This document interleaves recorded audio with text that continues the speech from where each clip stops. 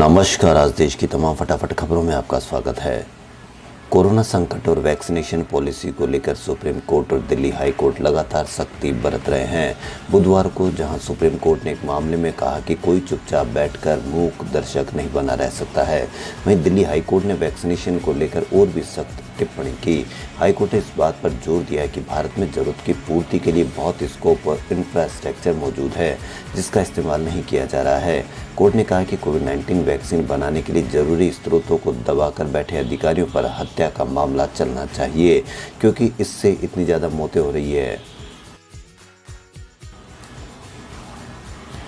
देश ने कोविड-19 टीकाकरण अभियान में एक अहम लक्ष्य हासिल किया है और केंद्रीय स्वास्थ्य मंत्रालय की बुधवार शाम तक की रिपोर्ट के अनुसार अब तक टीके की 22 करोड़ से अधिक खुराक लगाई गई है। मंत्रालय ने बताया कि बुधवार को 18 से 44 साल आयु वर्ग के 11,37,597 लोगों को टीके की पहली खुराक दी गई, जबकि 19,523 को दूसरी खुराक लगाई गई।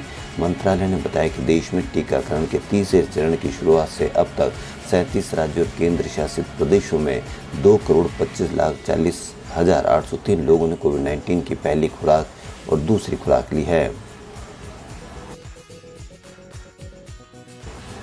बम्बई उच्च न्यायालय ने कहा कि अगर केंद्र सरकार को भेजे गए वेंटिलेटर में से कोई खराब है तो उसे तुरंत बदला जाना चाहिए। अदालत ने जोर देकर कहा कि वह कोविड-19 मरीजों पर ऐसे वेंटिलेटर के प्रयोग की अनुमति नहीं दे सकती है, क्योंकि बड़े पैमाने पर मरम्मत किए गए वेंटिलेटर से मरीज की जान जा सकती है। उच्च न्यायालय की औरंगाबाद खंडपीठ के न्यायमूर्ति आर.वी. गुगे और न्यायमूर्ति वी.यू. देवदार ने यह टिप्पणी कोविड-19 महामारी से जुड़े विभिन्न मामलों को लेकर दायर याचिकाओं पर सुनवाई करते हुए की। अदालत को पिछले हफ्ते राज्य सरकार की ओर से पेश अभियोजक डी.आर. काले ने बताया था कि मराठवाड़ा के अस्पतालों को केंद्र की ओर से आपूर्ति किए गए 100 से अधिक वेंटिलेटरों में खराबी है, इसलिए उनका इस्तेमाल नहीं किया जा सकता। भारत में बच्चों पर कोरोना वैक्सीन का ट्रायल शुरू हो गया। सबसे महत्वपूर्ण बात यह है कि घरेलू वैक्सीन का परीक्षण हो रहा है। इससे ट्रायल सफल रहने के बाद टीका जल्द तैयार होने में भी कामयाबी मिलेगी। पटना एम्स में बच्चों पर भारत बायोटेक की कोवैक्सीन का क्लिनिकल ट्रायल शुरू हुआ है। अब तक 3 बच्चे इस वैक्सीनेशन ट्रायल में शामिल हो चुके हैं।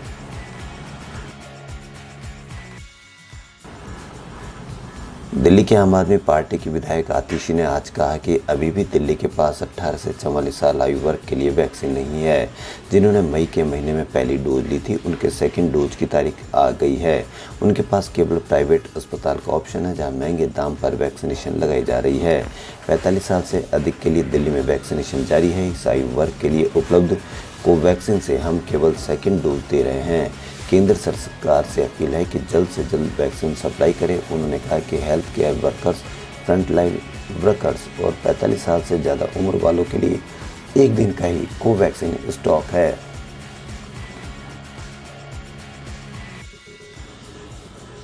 मध्य प्रदेश में राजगढ़ के चाटूखेड़ा गांव में कथित तौर पर परियों के हाथ का पानी पीने की अफवाह को सुनकर हजारों की तादाद में कोरोना गाइडलाइन को दरकिनार कर ग्रामीणों की भीड़ जुट गई है। दरअसल गांव में अफवाह फैली कि 2 महिलाओं के शरीर में देव परियां आ गई है, जिसके बाद चाटूखेड़ा मंदिर परिसर में भीड़ जमा हो गई और कहा गया कि इनके हाथ से पानी पीने से किसी को कोरोना वायरस छू भी नहीं सकेगा।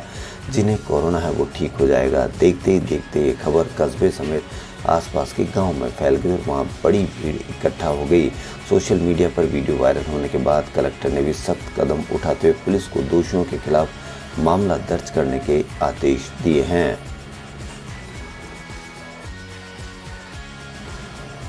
भारत में कोरोना महामारी की दूसरी लहर के बीच राहत की खबर मिली है। विश्व स्वास्थ्य संगठन ने कहा है कि भारत में सबसे पहले मिले कोरोना के डेल्टा स्वरूप का बस एक स्ट्रेन ही अब चिंता का विषय है।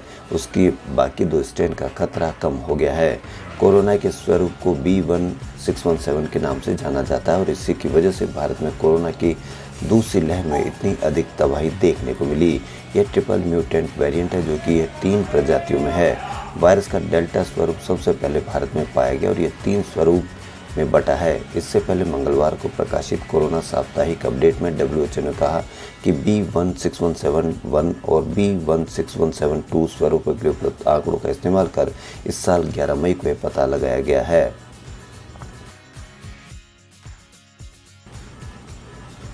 महाराष्ट्र सरकार ने कोरोना मुक्त गांव प्रतियोगिता की घोषणा की है। इसके अंतर्गत प्रत्येक राजस्व क्षेत्र से कोविड-19 प्रबंधन को लेकर अच्छा काम करने वाली 3 ग्राम पंचायतों को चुनकर पुरस्कार दिए जाएंगे। इसमें पहला पुरस्कार 50 लाख रुपए, दूसरा 25 लाख रुपए, तीसरा 15 लाख रुपए का होगा।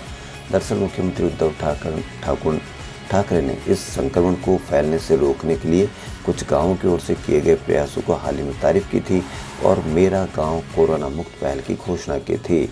राज्य के ग्रामीण विकास मंत्री हसन मुशर्रफ ने कहा कि कोरोना मुक्त गांव प्रतियोगिता मुख्यमंत्री की ओर से घोषित की गई पहल का ही हिस्सा है।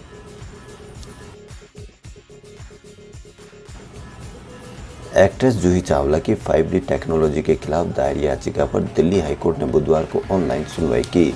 हाईकोर्ट में जस्टिस JR मीणा की बेंच जब दलीलें सुन रही थी, उसी वक्त सुनवाई के पेज पर एक के बाद एक फिल्मी तराने सुनाई देने लगे। दरअसल जूही चावला ने सुनवाई का वीडियो लिंक सोशल मीडिया पर शेयर कर दिया था। इसी वीडियो लिंक से कई लोग जुड़ गए थे। इस वीडियो को आप खबर के टॉप पर भी देख सकते हैं। बहस के दौरान किसी व्यक्ति ने गाना गाना शुरू किया। घूंघट की आड़ में दिलबर का पर कोर्ट ने उसे म्यूट करने को कहा।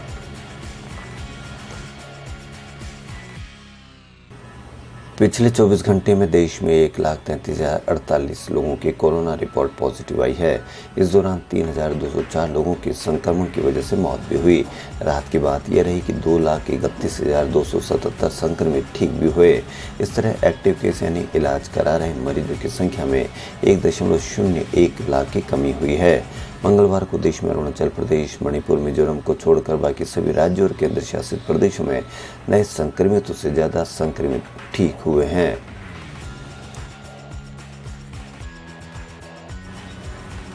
मॉडर्ना और फाइजर की कोरोना वैक्सीन को जल्द से जल्द देश में उपलब्ध करवाने के लिए केंद्र सरकार उनकी शर्तें मानने को तैयार हो गई है।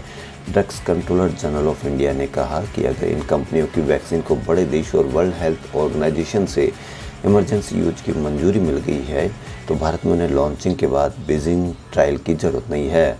मॉडर्ना और फाइजर उन कंपनियों में शामिल है जिन्होंने भारत सरकार से अपील की थी कि बाहर जाने और इमरजेंसी यूज की इजाज़त देने के बाद होने वाले लोकल ट्रायल की बाध्यता को ख़त्म करे। सरकार ने अभी वैक्सीन के इस्तेमाल के बाद होने वाले बड़े साइड इफ़ेक्ट को लेकर हर जाने या जवाबदेही जैसी शर्त पर फैसला नहीं किया है। यह शर्त काफ़ी बड़ा असर डालेगी, हालांकि इस पर भी फैसला जल्द लिया जा सकता है।